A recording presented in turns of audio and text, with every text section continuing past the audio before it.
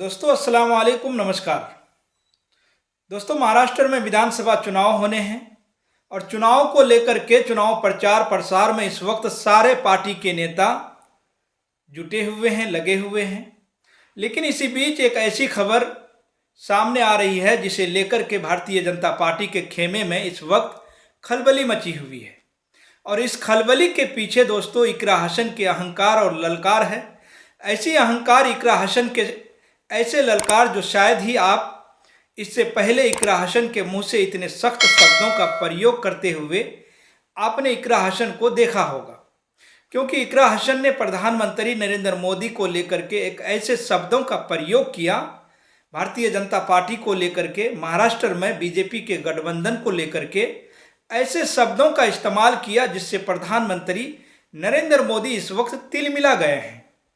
दोस्तों, महाराष्ट्र के विधानसभा चुनाव को लेकर के दोनों ही तरफ के गठबंधन, चाहे वो इंडिया गठबंधन हो या फिर महाराष्ट्र में भारतीय जनता पार्टी का गठबंधन हो, दोनों ही गठबंधन अपनी अपनी सियासी जमीन को बचाए रखने और उसको विस्तार देने, साथ ही साथ में बीजेपी गठबंधन सत्ता को बचाए रखने के लिए, तो वहीं इंडिया गठबंधन सत्ता में वापसी के सपने सजोए हुए हैं। मगर इन दोनों दलों के बीच में जो संघर्ष की स्थिति इस वक्त है दोस्तों, इसमें इकरा हसन ने एक तड़का लगा दिया।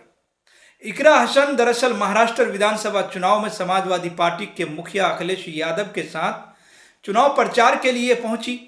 समाजवादी पार्टी के मुखिया अखिलेश यादव इकरा हसन को लेकर के महाराष्ट्र में वहां के वोटर्स के बीच में हंकार भरते नजर आ रहे हैं।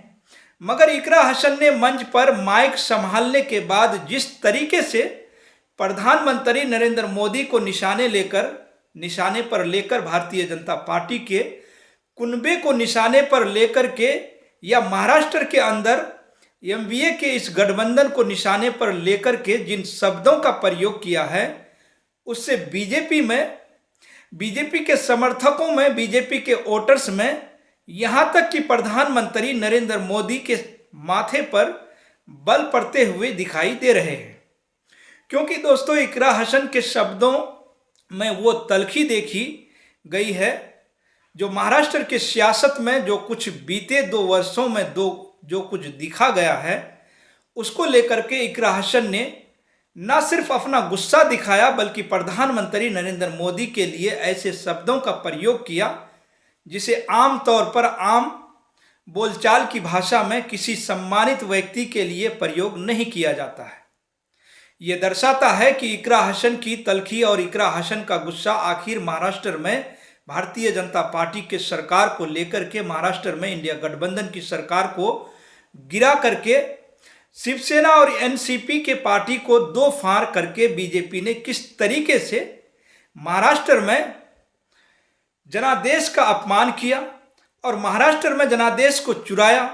इसी बुनियाद पर इकरा हसन ने प्रधानमंत्री नरेंद्र मोदी के लिए चोर जैसे शब्दों का प्रयोग किया। यानी कि बीजेपी ने महाराष्ट्र में जो कुछ किया, इकरा हसन ने कहा कि जनादेश दरअसल भारतीय जनता पार्टी को महाराष्ट्र की जनता ने नहीं दिया था। जनादेश तो वहाँ किसी और के लिए था, सरकार में कोई और पार्टी थी। मगर अचानक बीजेपी और बीजेपी आला कमान की रणनीति के बाद में महाराष्ट्र में जो कुछ हुआ, सत्ता परिवर्तन जिस तरीके से हुआ, आलोकतांत्रिक तरीके से और संवैधानिक तरीके से, वो अपने आप में दोस्तों लोगों के सामने एक मिसाल है। दोस्तों, इकरा हसन ने जो कुछ कहा, आइए आपको उन्हीं के शब्दों में सुनवा देते हैं। तो जरा सुनिए इकरा हसन ने क्या कुछ कहा है। आप लोगों से हम आज न सिर्फ वोट की अपील के लिए आए हैं, बल्कि एक बहुत बड़ी जिम्मेदारी आप लोगों के, हम सब के कंधे पर है। ये जो चुनाव है, ये सिर्फ इस प्रदेश का चुनाव नहीं है। आपके चुनाव पर पूरे देश की नज़र टिकी हुई है। क्योंकि इससे पहले जब 5 साल पहले यहाँ पर चुनाव हुआ था, तब भी आपने इन लोगों की सरकार बनाने का जनादेश नहीं दिया था। ये वो लोग हैं जो ताकत में बैठे हैं, इन्होंने आपका जनादेश चुरा कर अपनी सरकार यहाँ पर गद्दारी से बनाने का काम किया था। तो ये वक्त है कि आप लोग एकजुट होकर इस बार इतनी ताकत से वोट डालें, एकजुट होकर इतना वोट दें कि कोई हमारे वोटों का दुरुपयोग पिछली बार की तरह ना कर पाए। आपके यहाँ से जो संदेश जाने वाला है वो पूरे देश के लिए जाएगा। पूरा देश आपकी तरफ देख रहा है कि आप इन लोगों को क्या, आप हमारे देश को क्या राह दिखाने वाले हैं। दोस्तों, इकरा हसन कहती हैं कि इनके पास विकास का एजेंडा नहीं है। इन्होंने जिस तरीके से जनादेश को चुरा करके सरकार को गिराया और सरकार बनाई अपने सहयोगी दलों के साथ में, उसका हिसाब और किताब इस बार इस चुनाव में जनता कर देगी, चुकता करेंगे। हिसाब इतना ही नहीं, इकरा हसन की तलखी और ज़्यादा बढ़ जाती है। इकरा हसन ये कहती हैं महाराष्ट्र के चुनावी सभा में संबोधित करते हुए कि इनके पास विकास का एजेंडा ही नहीं है। सांप्रदायिकता फैला करके, धर्म के आधार पर बंटवा करके, मुद्दों से ध्यान को भटका करके सत्ता में आने की इनकी कोशिश होती आई है और इस बार भी वैसा ही ये कर रहे हैं। इकरा हसन ने क्या कहा, पहले आप वो भी सुन लीजिए। हमारे बीच में ऐसे लोग राजनीति में उतर आए हैं जिनके पास विकास का कोई एजेंडा नहीं है। सिर्फ सांप्रदायिकता फैलाकर आपको और हमें बांटने का काम किया जाता है ताकि हम अपने अहम मुद्दों से, विकास के अहम मुद्दों से हमारा ध्यान भटकाकर हम आपस में लड़ें और ये लोग कुर्सी पर सत्ता नशीन हो जाएं। तो ये मौका है आपके हमारे पास कि हमें सबसे पहले अपने जो मुद्दे हैं उनको ध्यान रखना है। हमारे बच्चों की बेहतर शिक्षा हो, उन्हें बेहतर रोजगार मिल सके, आपको चलने के लिए बेहतर सड़कें, बिजली, पानी, सब चीज़ों की व्यवस्था मिल सके। इन्हीं मुद्दों पर आपको वोट देना है। और मैं ये कहना चाहती हूँ कि समाजवादी पार्टी जब जब सत्ता में आई, हमेशा फ्री शिक्षा, फ्री सिंचाई और फ्री इलाज की बात की है। तो आप लोगों के लिए भी ये सुनहरा मौका है। पार्टी यहाँ पर मजबूती से चुनाव लड़ना चाह रही है और ये वही पार्टी है जिसने हमेशा पूरे समाज को साथ लेकर चलने का काम किया।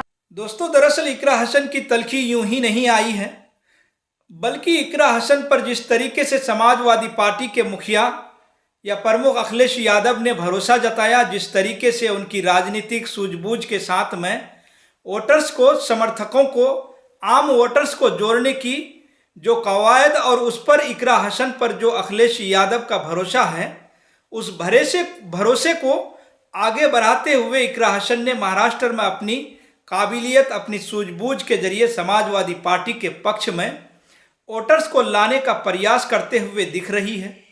हालांकि एक अलग बात है कि महाराष्ट्र में अभी महाविकास आघाड़ी में अभी समाजवादी पार्टी को जगह नहीं मिली है और यही वजह है कि समाजवादी पार्टी ने अपने कुछ प्रत्याशियों के नामों की घोषणा कुछ सीटों पर कर दी है, क्योंकि समाजवादी पार्टी को यह लगता है कि 2009 में 4 विधानसभा सीटें समाजवादी पार्टी ने महाराष्ट्र में जीती थी। 2014 में वो सीट घट कर के 1 हो गई थी। अब वहीं 2019 में वो सीट बढ़कर के 2 हो गई और अब 2024 के विधानसभा चुनाव में समाजवादी पार्टी अपने राजनीतिक अस्तित्व को, पार्टी के अस्तित्व को, पार्टी की सियासी जमीन को महाराष्ट्र में विस्तार दे रही है। अब ऐसे में जैसा कि हमने आपको पिछले वीडियो में भी बताया कि किस तरीके से अखिलेश यादव ने दूरदेशी का इस्तेमाल करते हुए वहां पर भारतीय जनता पार्टी के खिलाफ में इंडिया गठबंधन और सहयोगियों के साथ मिलकर के, आकर के, साथ होकर के चुनाव लड़ने की बात करते हुए दिखाई दिए हैं। हालांकि अभी यह वक्त तय करेगा कि क्या यह संभव हो पाएगा या नहीं। मगर दोस्तों, अखिलेश यादव की एक महिला राजनीतिक योद्धा के तौर पर इकरा हसन जब महाराष्ट्र पहुंची, वहां पर महिलाओं के बीच में, वहां पर युवाओं के बीच में, वहां पर वोटरों के बीच में, वहां पर पिछड़े दलित अल्पसंख्यकों के बीच में जिस तरीके से इकरा हसन की पॉपुलर रही, उस पॉपुलर में और इजाफा होता हुआ दिखाई दे रहा है। इकरा हसन जब माइक संभालती हैं दोस्तों, तो लोगों ने उसे सुनने के लिए खामोश हो जाते हैं। इकरा हसन जब बोलती हैं तो इकरा हसन के बातों पर लोग तालियों के गड़गड़ाहट से उनके हाँ में हाँ मिलाते हुए नजर आते हैं। और अब जबकि इकरा हसन ने उस भारतीय जनता पार्टी को और उस बीजेपी के आला कमान को निशाने पर लिया है, जिनके बारे में ये कहा जाता है कि इकरा हसन के जन्म दिवस के मौके पर देश के प्रधानमंत्री नरेंद्र मोदी ने चिट्ठी लिख करके बधाई दी थी, जिनके बारे में कहा यह जाता है दोस्तों, और आपने देखा भी होगा कि संसद के भीतर नरेंद्र मोदी के कैबिनेट मंत्री ने इकरा हसन की तारीफ संसद के पटल से भी की थी। अब उस इकरा हसन का कद हर दिन बढ़ता हुआ दिखाई दे रहा है और महाराष्ट्र में इकरा हसन का ये चुनावी दौरा ये दर्शा रहा है कि किस तौर पर इकरा हसन लोगों में अपनी पॉपुलर के सहारे, लोगों में अपनी राजनीतिक सूझबूझ के सहारे, लोगों में विरोधी दलों के ऊपर कटाक्ष प्रहार करने के साथ साथ सख्त शब्दों का इस्तेमाल करने से भी गुरेज नहीं करती हैं इकरा हसन। और यही वजह है दोस्तों कि देश के प्रधानमंत्री को लेकर के, यही वजह है कि भारतीय जनता पार्टी के आला कमान को लेकर के, और यही वजह है कि महाराष्ट्र में 2019 के विधानसभा चुनाव के बाद में जब सरकार बनी, वहां पर कांग्रेस, शिवसेना, एनसीपी के और उसके बाद जिस तरीके से बीजेपी ने सत्ता में वापसी की, जिसको इकरा हसन ने जनादेश की चोरी कहा।